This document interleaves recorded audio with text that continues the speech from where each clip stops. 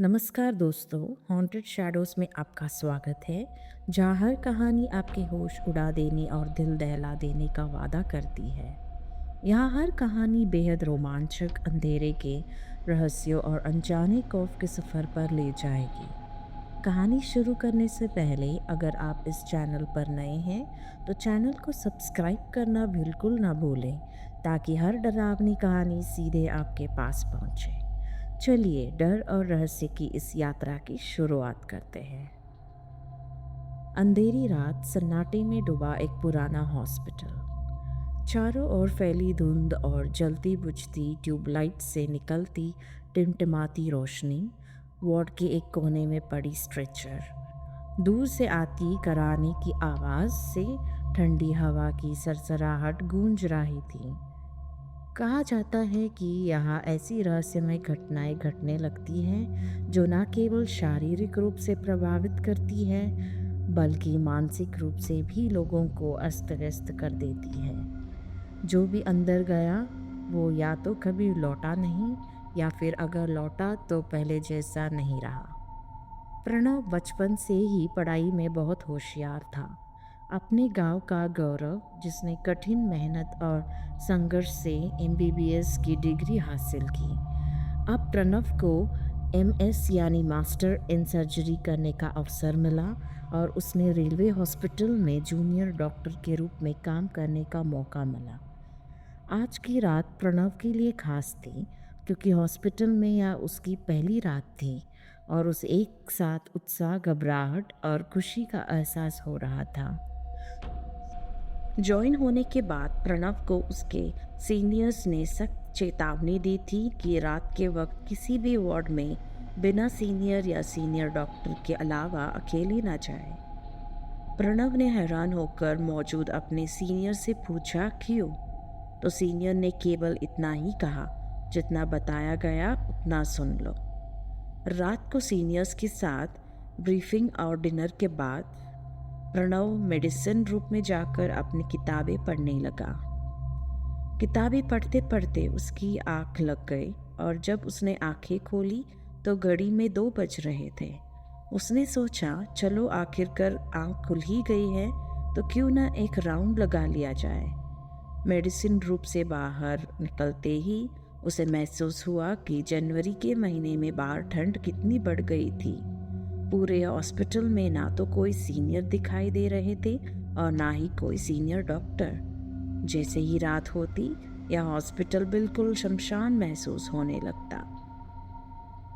प्रणव ये सब सोचते हुए राउंड पर जा ही रहा था कि अचानक उसने खुद को आईसीयू के सामने खड़ा पाया।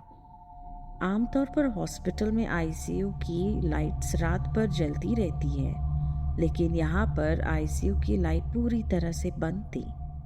प्रणव लाइट चेक करने के लिए अंदर घुसा तो उसे ईसीजी मशीन की बीप और साथ ही कुछ मरीजों के कराटों की आवाज़ सुनाई देने लगी। सब कुछ नॉर्मल देखकर प्रणव बाहर जाने के लिए मुड़ा ही था कि तभी एक मरीज की जोर जोर से कराने की आवाज़ सुनाई दी। प्रणव तेजी से डॉक्टर के रूम की तरफ भागा और जल्दी ही एक डॉक्टर को लेकर वापस आया। जब उन्होंने देखा तो आईसीयू की लाइट चल रही थी और सभी मरीज शांति से सो रहे थे।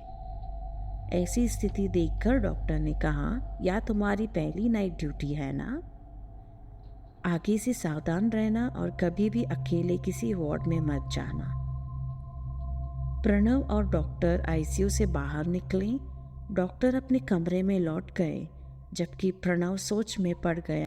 उसके साथ जो हुआ वह आखिरकार क्या था। इसके बारे में सोच ही रहा था कि अचानक उसने देखा एक आदमी तेजी से दौड़ता हुआ जनरल वार्ड में चला गया। प्रणव ने डॉक्टर की चेतावनी को नज़रअंदाज किया और बिना सोचे समझे उस आदमी के पीछे जनरल वार्ड की ओर दौड़ पड़ा। जनरल वार्ड में पहुंचकर उसने इधर उधर नज़र दौड़ाई, लेकिन वहाँ कोई नहीं था। सिर्फ खिड़की खुली हुई थी, मानो कोई अभी अभी वहाँ से कूदकर बाहर भागा हो। प्रणव जब उस खिड़की से बाहर झांक ही रहा था, तभी अचानक किसी ने उसे पीछे से जोर से धक्का दिया। जिससे वह खिड़की के आधे बाहर और आधे अंदर लटका हुआ था। तभी अचानक किसी ने उसे अंदर खींच लिया और जब उसने पलट कर देखा तो वह वही डॉक्टर था जिसने वह थोड़ी देर पहले मिला था। उन्होंने चेतावनी दी, मैंने तुम्हें मना किया था ना कि अकेले किसी भी वार्ड में मत जाना। चलो अब तुरंत यहाँ से निकलो। जनरल वार्ड से बाहर निकलकर प्रणव सीधे वॉशरूम गया, हाथ मुंह धोने के लिए, क्योंकि उसे ऐसा लग रहा था जैसे वह आधी नींद में हो और कुछ अजीब सा सपना देख रहा हो। यह वॉशरूम हॉस्पिटल के बाकी वॉशरूम के मुकाबले बहुत छोटा था। ऐसा लगता था जैसे यह हॉस्पिटल का नहीं बल्कि किसी ट्रेन का वॉशरूम हो। हाथ मुंह धोकर प्रणव बाहर निकलने ही वाला था कि अचानक उसे वॉशरूम से एक अजीब सी आवाज़ सुनाई दी।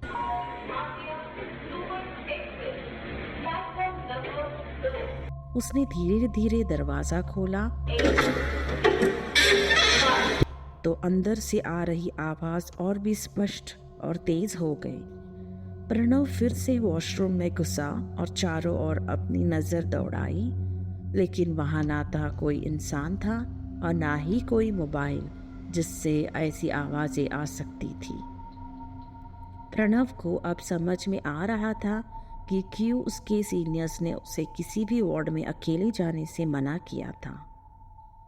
प्रणव जल्दी से दौड़ते हुए हॉस्पिटल में अपने रूम में पहुंचा, दरवाज़ा बंद किया और थका हुआ ज़मीन पर लेट गया। जब उसकी सांसें थोड़ी स्थिर हुई तो वह उठकर सोने के लिए बिस्तर पर लेट गया और तुरंत ही उससे गहरी नींद आ गई। प्रणव अभी सोया ही था कि उसका बेड हिलने लगा। ऐसा लगा जैसे यह हॉस्पिटल का बेड नहीं बल्कि ट्रेन की बर्थ हो। प्रणव झटके से उठा और बेड से कूदकर ज़मीन पर उतर गया। जैसे ही वह नीचे आया, बेड का हिलना और वह आवाज़ दोनों बंद हो गए। प्रणव को लगा जैसे वह कोई सपना देख रहा था और जैसे ही वह दोबारा बेड पर लेटा, उसे फिर से हल्की हल्की आवाज़ें सुनाई देने लगी। प्रणव उठकर ज़मीन पर खड़ा हो गया और जैसे ही उसने बेड से कदम हटाया, बेड का हिलना तुरंत बंद हो गया। तभी अचानक प्रणव के कमरे के दरवाजे पर किसी ने खटखटाया और दरवाज़ा खोलते ही सामने उसका रूममेट राहुल खड़ा था। उसने डरते हुए प्रणव से बोला, अरे तुम फोन क्यों नहीं उठा रहे हो? कब से फोन कर रहा हूँ यार, इतनी बड़ी इमरजेंसी हो गई है हॉस्पिटल में। ट्रेन का एक्सीडेंट हो गया, बहुत सारे पेशेंट्स हैं, जल्दी चलो। प्रणव ने घबराते हुए चारों ओर देखा, लेकिन उसका फ़ोन कहीं नज़र नहीं आया। जब उसे फ़ोन कहीं नहीं मिला तो उसे याद आया कि जनरल वार्ड में जब किसी ने उसे पीछे से खींचा था तो उस वक्त उसकी जेब से कुछ गिरा था, शायद या उसका मोबाइल ही हो। भागते हुए रूम से हॉस्पिटल के रिसेप्शन तक पहुंचा ही था कि प्रणव को याद आया कि उसका रूममेट तो गांव गया हुआ था, तो फिर वह आदमी कौन था जो उसे यहाँ बुलाने आया था। उसके दिमाग में कई सवाल चल रहे थे और साथ ही सुनाई दे रही थी उसके मोबाइल की धीमी धीमी आवाज़ जो जनरल वार्ड के अंदर से आ रही थी। हॉस्पिटल में पहली रात हुए हादसों के बाद प्रणव इतना डर गया था, जनरल वार्ड के दरवाजे के सामने खड़ा हुआ, या सोचता रहा कि क्या अंदर अकेले जाना सही होगा या फिर किसी सीनियर डॉक्टर का इंतज़ार करना चाहिए। तभी फिर से अंदर से आती हुई उसकी फ़ोन की रिंग उसे सुनाई दी। प्रणव ने हिम्मत करके दरवाज़ा खोला तो फ़ोन की आती हुई रिंग बंद हो चुकी थी और अंधेरे में फ़ोन उसे दिखाई नहीं दे रहा था, जैसे सब कुछ अचानक खामोश हो गया हो। इस बार जनरल वार्ड की खिड़की भी नहीं खुली थी जिससे बाहर की रोशनी अंदर आ सके। प्रणव ने अंधेरे में ही दीवार पर हाथ फेरते हुए लाइट का स्विच ढूंढने की कोशिश की।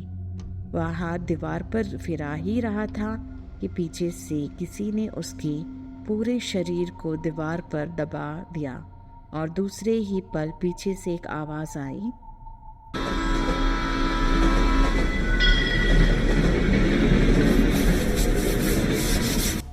प्रणव को इन सबके बीच हाथ मारते मारते लाइट का स्विच मिल गया और जैसे ही उसने लाइट चलाई तो उसके शरीर पर से वह दबाव हट चुका था और ना ही पीछे से किसी ट्रेन की आवाज़ आ रही थी।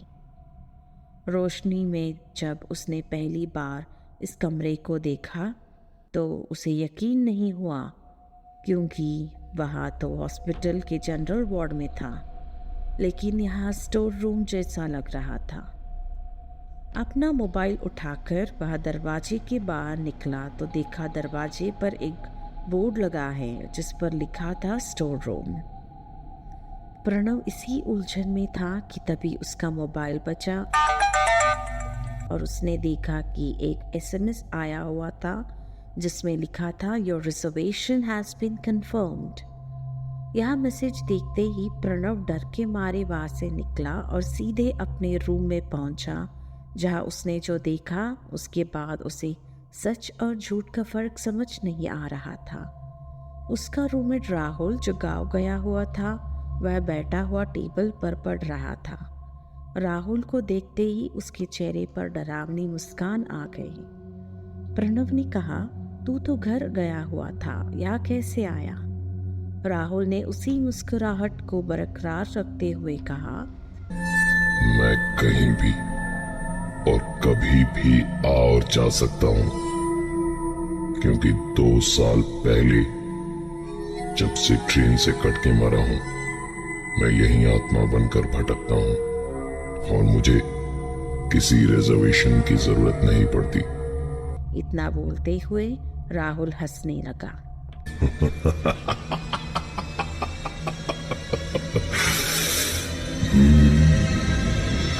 इतने सारे हादसों के बाद जब प्रणव के रूममेट ने जैसे ही प्रणव को बताया कि वह 2 साल पहले मर चुका है, तो प्रणव ने वही किया जो कोई भी ऐसी हालत में करता।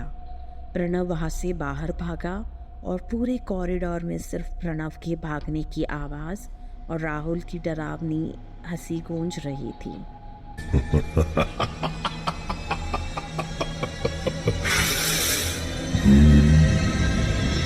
आज प्रणव की पहली रात थी हॉस्पिटल में और हर कोई जो पहली रात यहाँ रुकता था उसे सीनियर डॉक्टर्स का यह चेतावनी ज़रूर मिलती थी कि बिना किसी के साथ लिए किसी वार्ड में मत जाना। प्रणव रूम से बाहर भागा और भागते भागते सीधे ऑपरेशन थिएटर में घुस के उसने कमरा अंदर से बंद कर दिया। थोड़ी देर किसी तरह बैठा रहा था। उसकी सांस में सांस आई। उसने पलट के देखा तो उस पूरे कमरे में सिर्फ एक स्ट्रेचर था जिसके ऊपर एक लाइट लगी हुई थी। स्ट्रेचर पर एक लाश थी। प्रणव दरवाज़ा खोलकर निकलना चाहता था, लेकिन उस दरवाजे को वह खोल नहीं पा रहा था, मानो जैसे कोई अदृश्य ताकत उसे बाहर से कसकर पकड़ कर खींच रही हो। लाख कोशिशों के बाद भी दरवाजे को खोल नहीं पाया। एक पल को पलट के स्ट्रेचर की तरफ देखा और देखा कि वह लाश वहाँ नहीं थी, बल्कि वह लाश उसकी ठीक 2 इंच दूर खड़ी थी और वह आदमी प्रणव को देखकर मुस्कुरा रहा था। प्रणव ने पूरी ताकत से दरवाजे को इस बार खींचा। दरवाज़ा खुला और बिना एक पल भी रुके अपनी जान बचाने के लिए दौड़ता हुआ बाहर निकल गया। नीचे के फ्लोर पर पहुंचा तो एक कमरा दिखा जहां लाइट जल रही थी। मदद मिल जाएगी या सोच के प्रणव वहां पहुंचा, लेकिन कमरे के बाहर से ही उसे वह सारी आवाज़ें आ रही थी जो उसने एक रात में हॉस्पिटल में सुनी थी।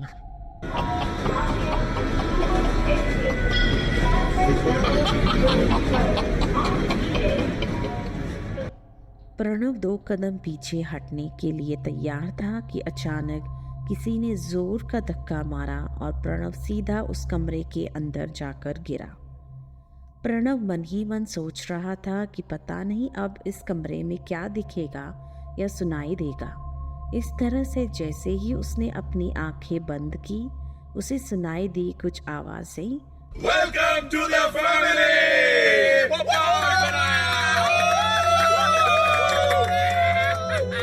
जिसे सुनते ही उसे लगा कि अब तक जो कुछ भी हो रहा था उसके साथ एक मजाक था। सामने उसके कई सारे सीनियर्स खड़े थे और उसका एक रूममेट राहुल भी था। उसके बाद सभी लोग अपने अपने रूम और शिफ्ट पर चले गए। प्रणव और राहुल वहीं खड़े रहे।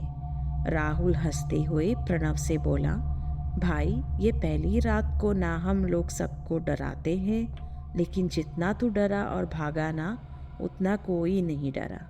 लेकिन कोई बात नहीं, आज पहली रात थी ना और फर्स्ट ईयर है, सेकेंड ईयर तक तू भी सीख जाएगा ये सब। राहुल के मुंह से इतना कुछ सुनने के बाद प्रणव हंसते हुए बोला, भाई एक्चुअली किसी भी नज़रिया से देखा जाए सीनियर तो मैं ही हूँ। सालों पहले इस हॉस्पिटल में मेरी मौत हुई थी। जैसे तुम लोग हमेशा हर जूनियर के साथ मजाक करते हो, आज मौका आया था मेरी बारी का तुम लोगों के साथ मजाक करने का। इतना कहते हुए कहीं गायब हो गया। अगले दिन सुबह राहुल जनरल वार्ड में बेहोशी की हालत में सबको मिला। जब राहुल ने रजिस्टर चेक किया तो पता चला कि वह प्रणव नाम का कोई नया इंटर्न आया ही नहीं था। तो दोस्तों, यह थी आज की हमारी डरावनी कहानी। अगर आपको यह कहानी पसंद आई हो तो वीडियो को लाइक करना ना भूलें और चैनल को सब्सक्राइब करें।